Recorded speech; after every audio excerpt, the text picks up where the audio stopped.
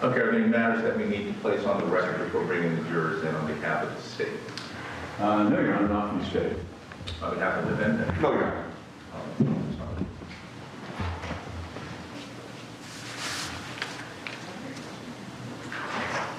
All rise for the jury.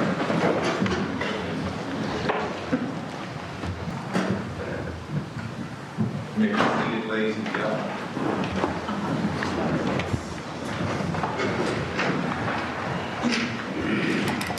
All right, good morning, everyone. Good morning. Welcome back to courtroom 4B. I hope everyone had a restful and relaxing weekend. At this time, we will continue with the state's presentation of its evidence, so you may call your next witness. Thank you, Your Honor. We're going to call Mary Kight.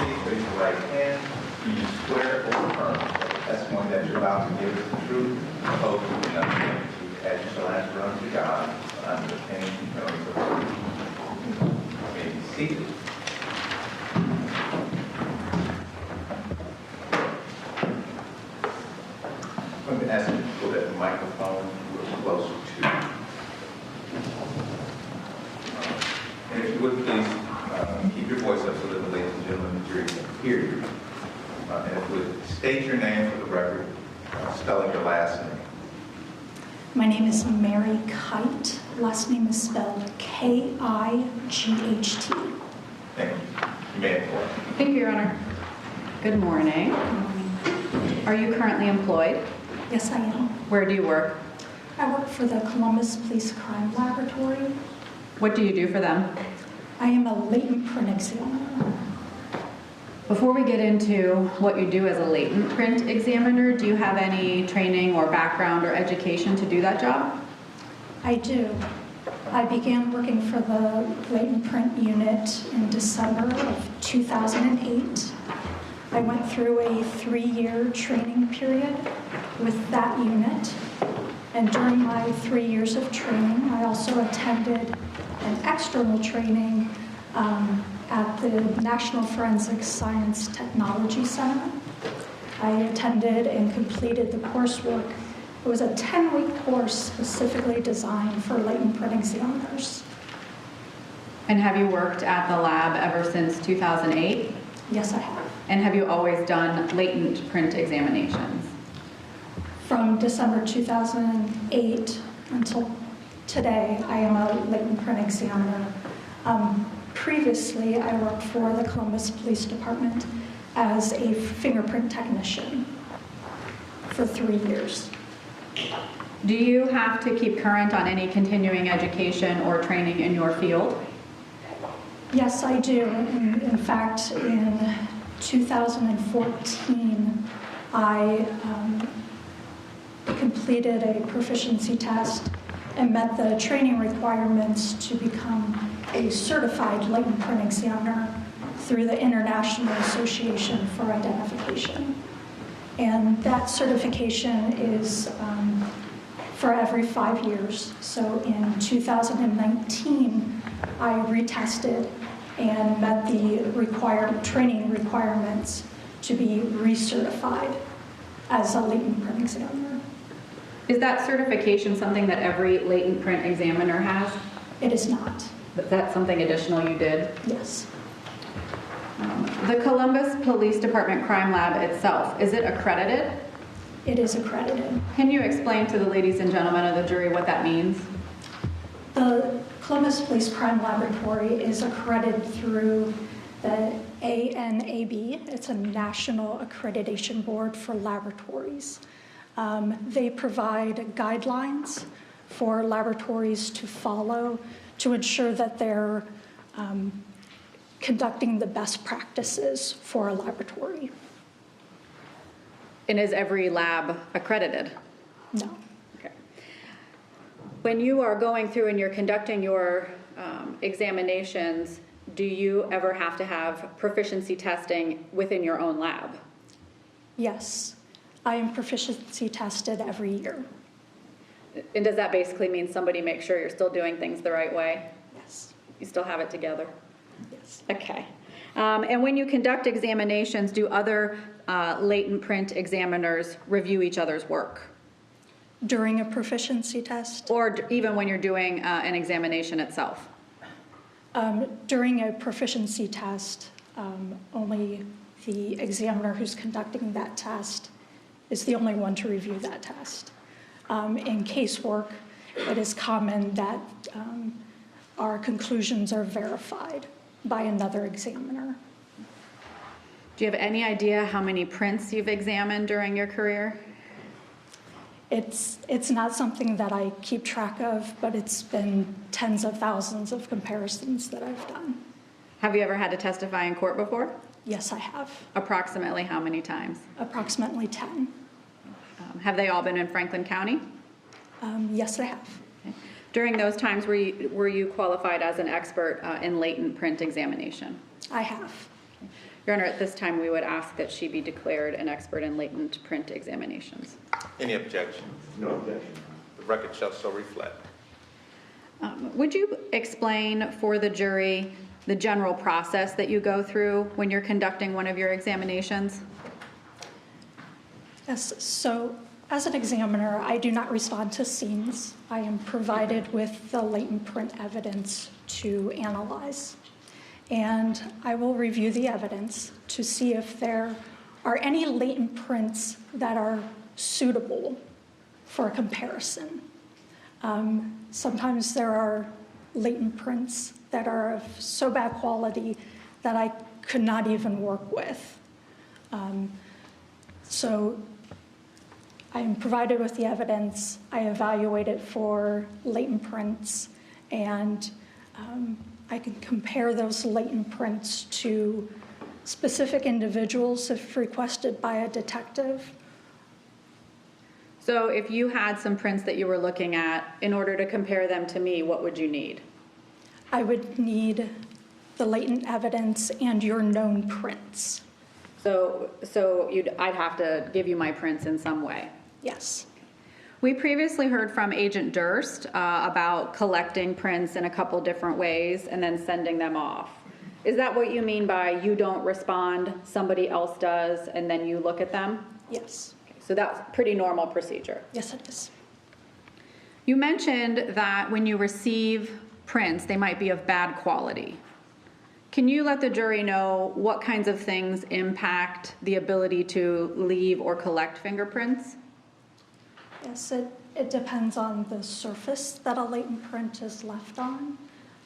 Typically, a non-porous, smooth surface is better for having latent prints visible, as opposed to perhaps a wood surface that is porous and perhaps rough.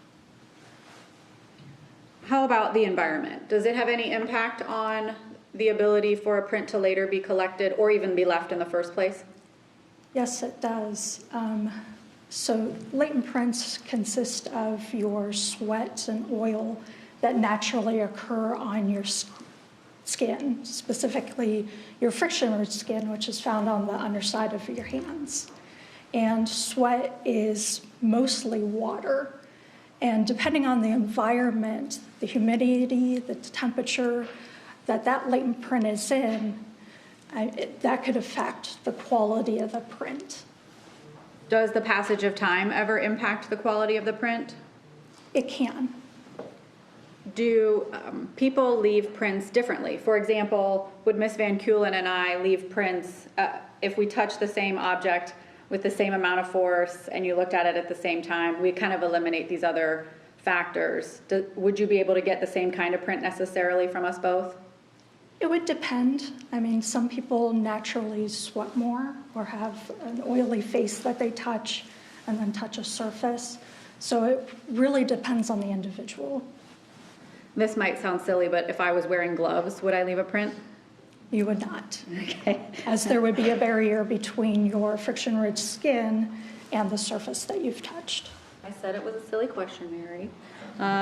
What about if the area where, let's say I left a print here, I touched this and left a print, but then later, before somebody collects it, it gets cleaned or wiped off.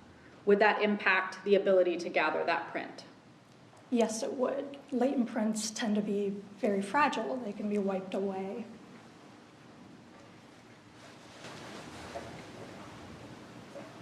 In this particular case, were you given, I mentioned Agent Durst, were you given the prints that he collected to examine?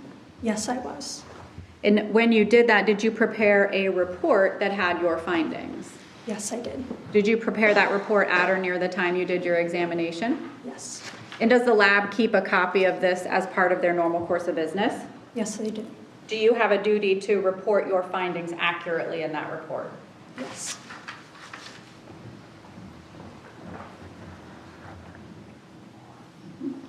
May I approach her? You may.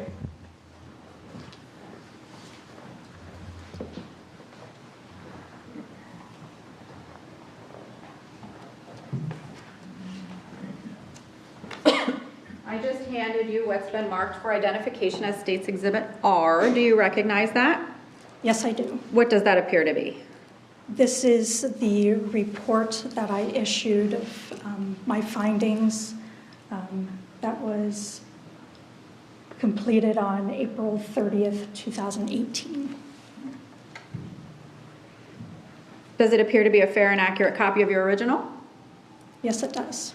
Now, when you looked at this evidence and prepared that report, did you go through that same general process that you previously explained for the jury? Yes, I did. And did it go through a technical review when you were finished with it?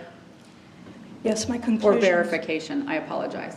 My conclusions were verified by a second examiner, and then the case was technically reviewed and administratively reviewed before the report was issued. We had previously heard from Agent Durst about what we call an acetate sheet. What is that? So it's a clear sheet, and there were lifts submitted on it of latent evidence. Is that a pretty standard way of collecting fingerprints? Typically, most of the time I typically see a white background with lifts placed on it, because you have that contrast of a white background with black powder of the latent prints. It makes it easier to see. But in the past, I have seen clear acetate sheets with lifts on it, but that's not typically what I see in casework.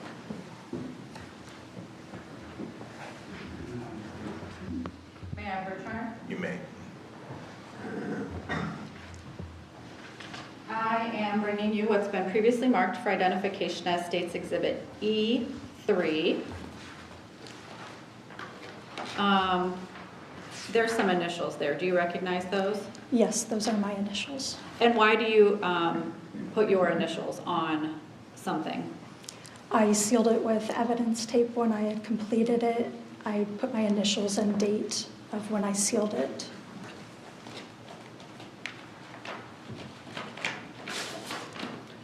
Now, when I pull these out, do these appear to be the sheet, the acetate sheet that you just described for the jury? Yes. Okay, now when we look at this, I'm just going to hold this so that you can demonstrate to the jury if you don't mind. Where are you looking, or what would be considered the latent lifts that they wanted you to take a look at? So the lifts are indicated here in kind of these rectangles. And within those, I would examine it for latent prints. When you examine something for latent prints, what are you looking for? I'm looking for ridge detail from your friction-ridged skin. What is ridge detail? Ridge detail forms on the undersides of your hands, and it is developed during fetal development It is unique and persistent to everyone. And ridge detail are the individual paths that the ridges take. Sometimes a ridge can end, a ridge can split into two.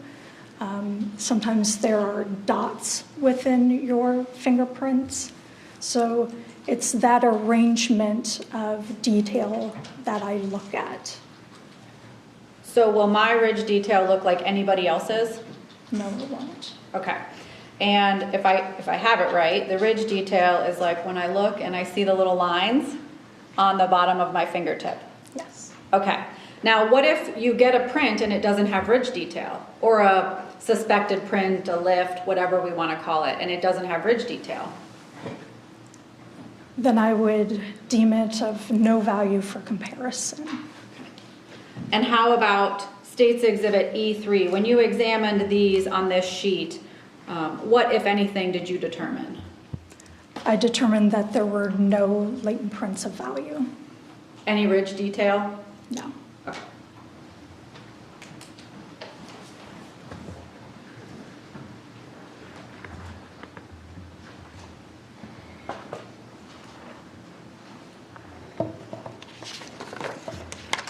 Now, I think that you were also given another item to take a look at, a cast of some prints.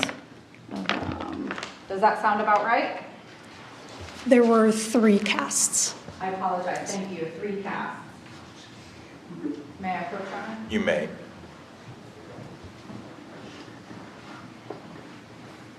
I have State's Exhibit C, 48. I see some initials again along the sides. Whose are those? Those are my initials. Okay.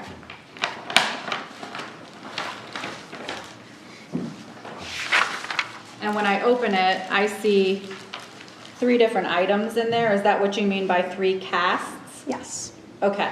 And did you take a look at these together, separately, something else? Separately. Okay.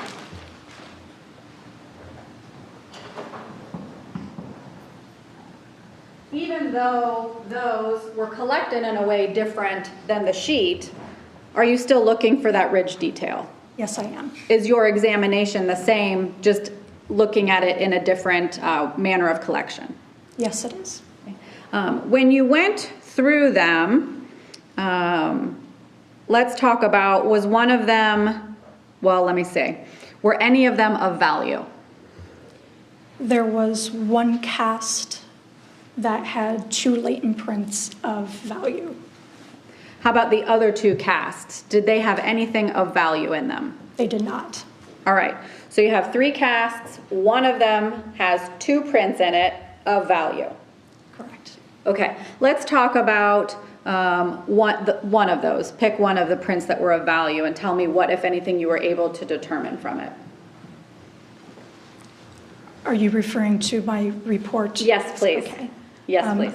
I determined that latent print labeled A was excluded to Anthony Pardon. Okay, what does that mean when you're talking about exclusion?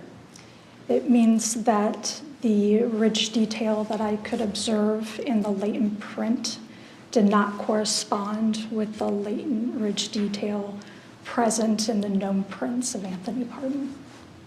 What about Rachael Anderson's prints? Did you take a look at those? Yes, I did. Did you compare her prints to that, the one you have labeled as A? Yes, I did. What, if anything, were you able to determine with regard to her prints? Would you, Your Honor, would you mind if I refer to my notes? Any objection? You may reference it.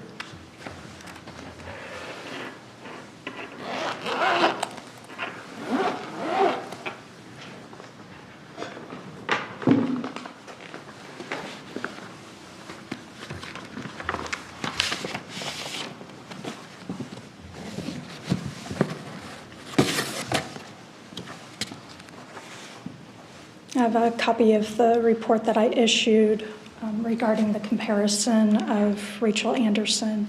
And for latent print A, I was inconclusive. What does that mean when you're inconclusive?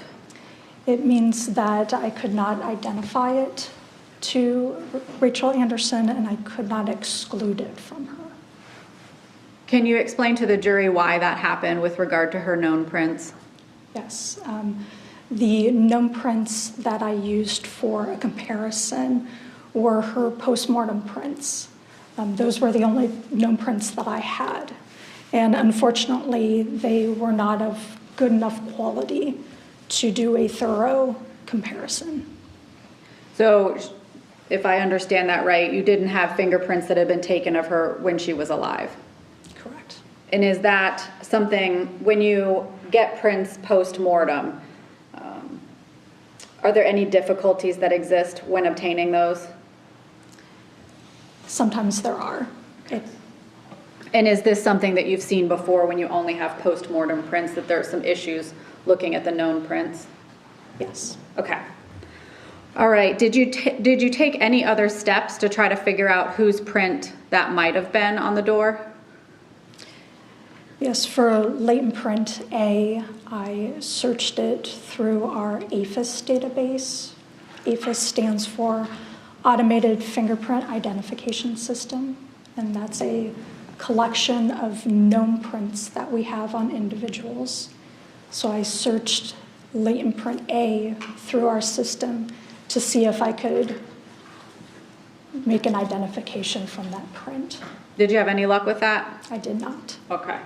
Now, if I remember correctly, we had one other print in that one cast. I think you refer to it as B. Yes. What, if anything, were you able to determine from that print? So latent print B, I determined it was only suitable to exclude someone. The quality of the print was very poor. I couldn't see a lot of rich detail in it, but I could tell what type of fingerprint pattern it was. So to give you an example of excluding someone from a latent print that's only of value for exclusion would be if I had a loop formation and the individual I was comparing had all whorl patterns. I could eliminate that individual from making the loop fingerprint pattern. How many fingerprint patterns are there that people have? There are three main fingerprint patterns. There's loops, arches, and whorls. So I want to look at mine and see what I have. I'm going to ask you later. But that's what you mean. You have to look to see what kind of pattern it is for this exclusion. Yes. Was there anything else other than that that you could do with that print? I would only be able to exclude it. It was not suitable to search into APHIS. Okay. So if Ms. Van Keulen and I both had the same fingerprint pattern, you wouldn't necessarily be able to tell which one of us that print belonged to, just that we both could not be excluded. Correct. Okay. And what, if anything, were you able to determine about print B? For latent print B, I could not exclude Anthony Pardon, and I could not exclude Rachael Anderson. Okay. And that's just based on the pattern Correct. of their fingerprints. And we're talking about a front door or a door that people would use regularly or touch regularly. In your training and your experience, are these results that you got on this particular case unusual? No, it's not. Okay. Is that based on all those kind of environmental things that you previously explained for the jury? Yes. Okay. Could I have one moment, Your Honor? You may. The opinions that you've given today, are they to a reasonable degree of scientific certainty? Yes, they are. Thank you. Thank you, Ms. Roush. Cross-examination. Thank you, Your Honor. Good morning. Good morning. How you doing this morning? We haven't met before, have we? I don't believe so. Okay. I need to kind of ask you a couple questions, clarify your testimony. Is that okay? Yes. Let's start almost where you ended. Ma'am, before you do any fingerprint analysis, How much do you know about the case? Usually very little.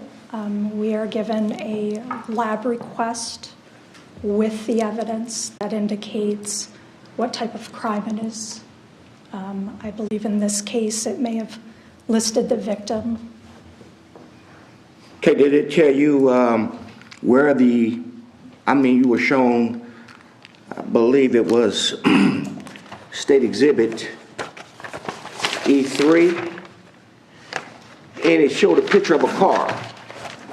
So you kind of knew that those prints or whatever were taken from a car. Is that correct? The information that I was provided, and to use this as an example, is on the label here. Like this is labeled on interior side of front door. I wasn't provided any pictures. That's what I was given. And when you started talking about C48, you were asked by Ms. Rouse where those prints or the casts were gathered. Were you aware of where they came from? Of these casts? In C48, yes. State Exhibit C48, I'm sorry. Just that they were from the interior side of front door. Okay.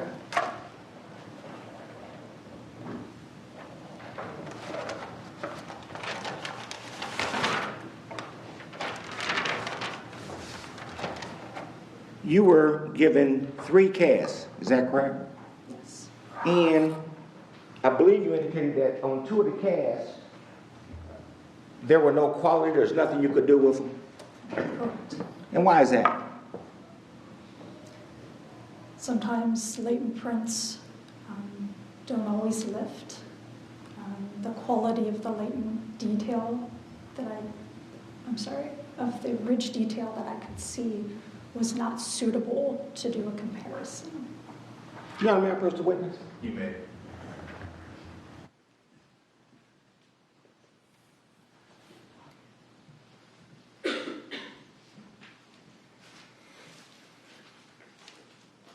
Are those the 3 casts Yes. that you were given? Your Honor, may I use the phone for a second? You may.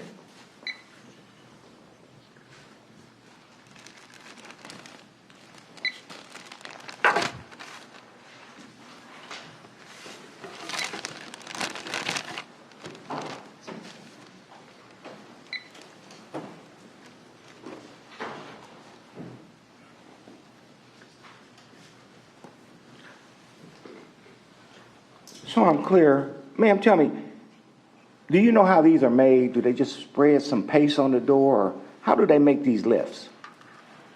I do not process scenes, and I've never worked with Accutrans before, so I don't think I would be a good instructor on how to use it.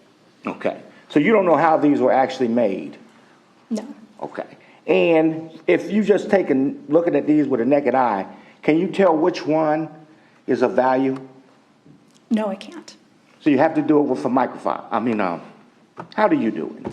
I use a magnifying glass to examine the evidence. You put them on a microscope or just a glass? A magnifying glass, and then I also have the use of being able to scan in prints and using the computer to zoom in. And it's your understanding that these 3 casts, thank you, Your Honor, came from the front door? Some front doors, is that correct? That's the information I was given. Okay. And I believe you indicated that you couldn't say that those particular casts or those prints belong to any particular individual. Is that correct? Correct.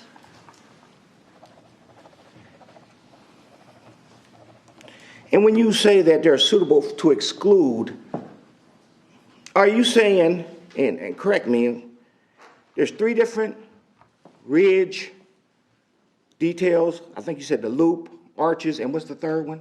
Whorls are the 3 main fingerprint patterns. And that's mainly throughout the general population? Yes. So at any given time, maybe 1/3 of the whole population can be eliminated, or maybe 66%. Is that correct?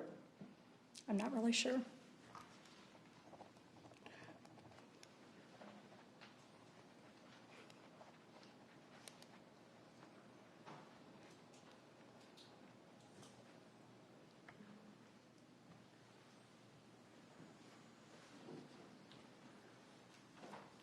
And I believe you indicated that sometimes when you look at and you get this information for your examination, it's really not suitable for examination. Is that correct?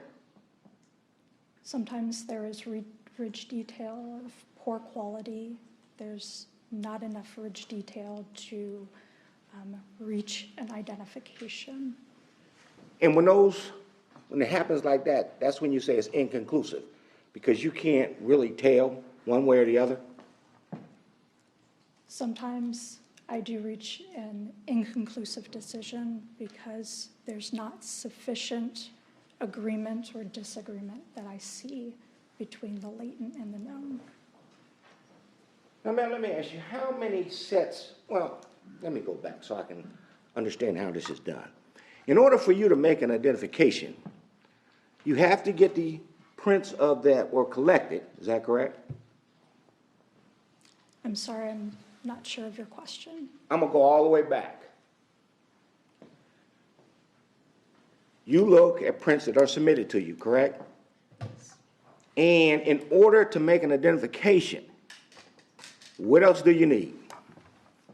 I need the known prints of an individual to compare to the latent evidence.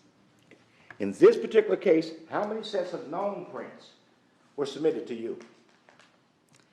I only compared the known prints of Rachael Anderson and the known prints of Anthony Pardon.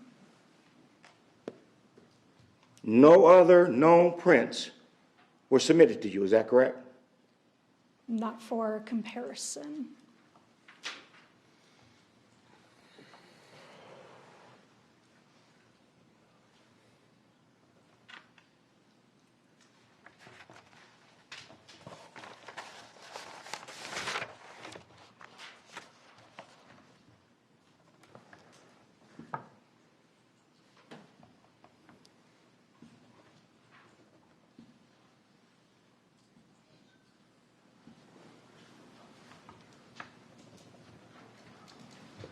Thank you, ma'am. I have nothing further.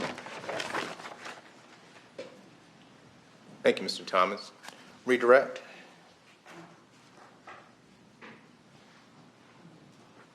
No, Your Honor, thank you. Thank you very much. All right, Ms. Kight, you can step down. You're not to discuss your testimony with anyone while this case is still pending. Okay.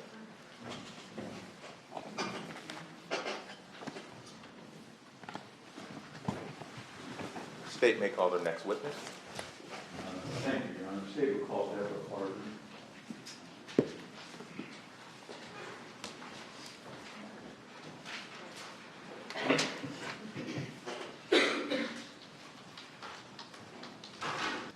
May I approach the witness? You may. There's a Channel 10 cameraman here in the courtroom. You have the right not to be photographed. Do you want me to tell him not to photograph you? Your Honor, may I say for the record, the witness is not on photograph or videotape. Voice okay? Yeah, your voice would be picked up. Would that be okay? Okay.